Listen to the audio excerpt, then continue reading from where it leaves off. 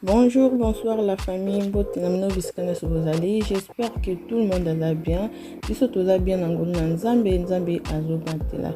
Merci na ba visiteur ya chaîne na biso. Merci na ba nouveau abonné. Merci na ba abonné na biso nyonso ya kala nzambe na lola amo na bino. Nzambe na lola apambola bino.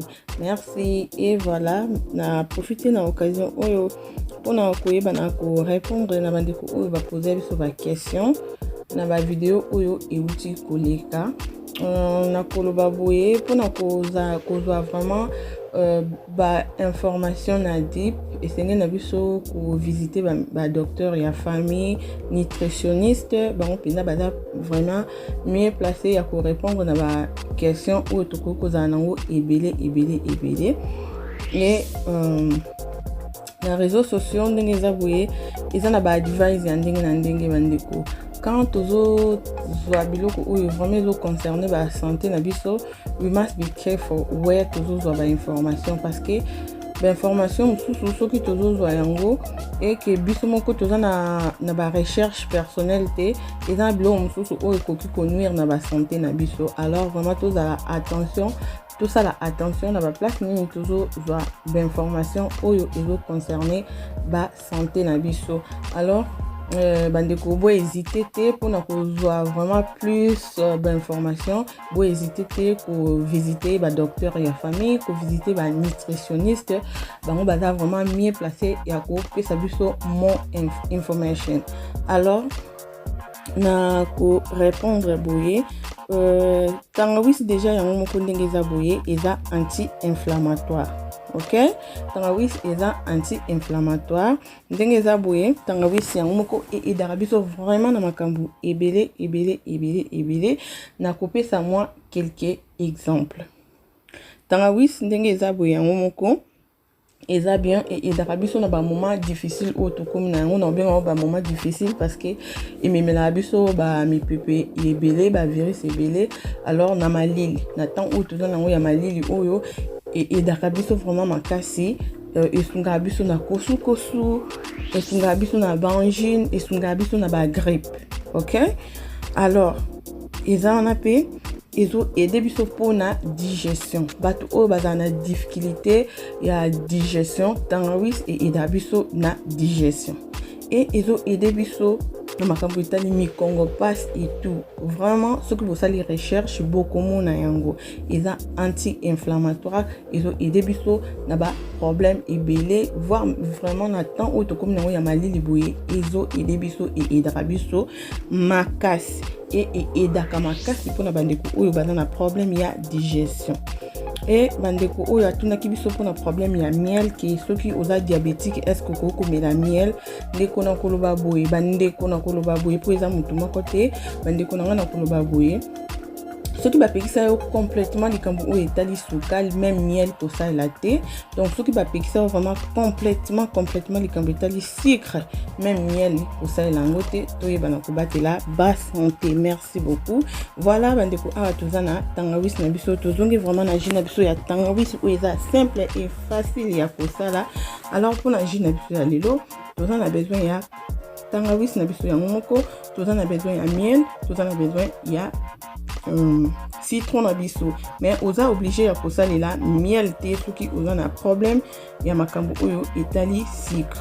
Alors tobandi nanu na kolongola tangawizi na biso ba poso eza bandeko mosusu basalaka na bango tangawizi without kolongola yango ba poso eza option ndeko sala oyo eza bien pona yo. Alors tosisi kolongola tangawizi na biso ba poso tokati yango pona ko faciliter mixeur na biso et to tient on na kati ya mixeur na biso tolingi to banda konika.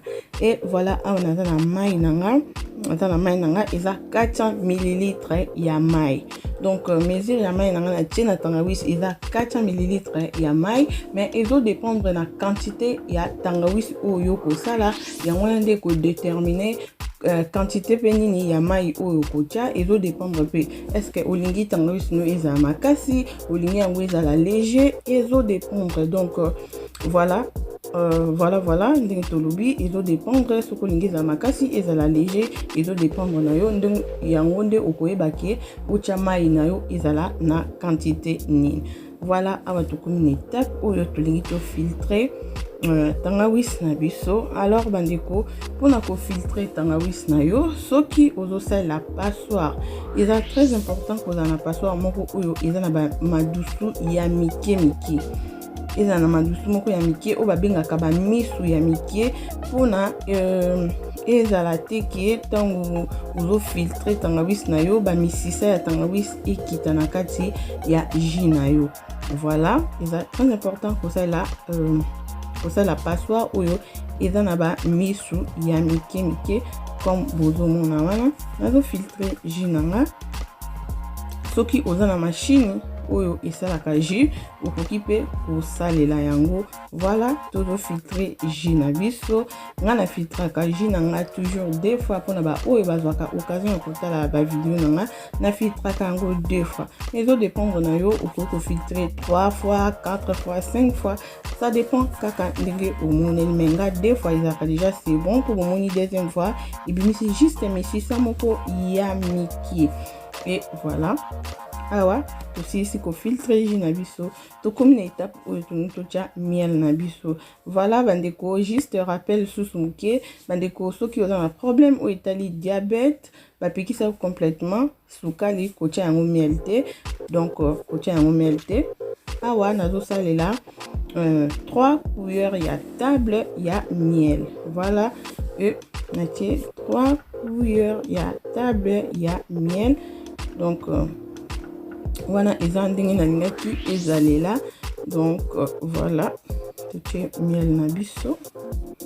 Et voilà, oyo eza mai ya citron nanga, nasaleli citron moko. Citron pe eza bien, ezo sunga biso pe pona bato baza vraiment na besoin ya ko mwa kokonda. Citron ezalaka pe bien, ezo benda ba graisse na nzoto.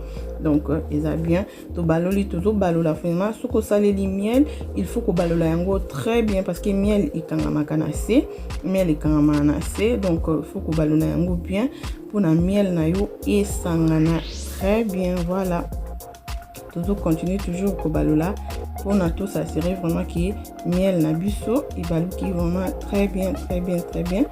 Voilà, continuer ko balola jusqu'à okomona ke miel na yo nyonso epanzani et puis esangana bien. Ndenge tolobi bandeko, tangawis okoki komela yango without kocha miel, without kocha citron, without kocha sucre. Voilà résultat na biso ya jus na biso yango yo eza simple et facile, tout le monde akoki kosala yango. Merci na bino nyonso bokozwa occasion ya kolanda video na biso oyo.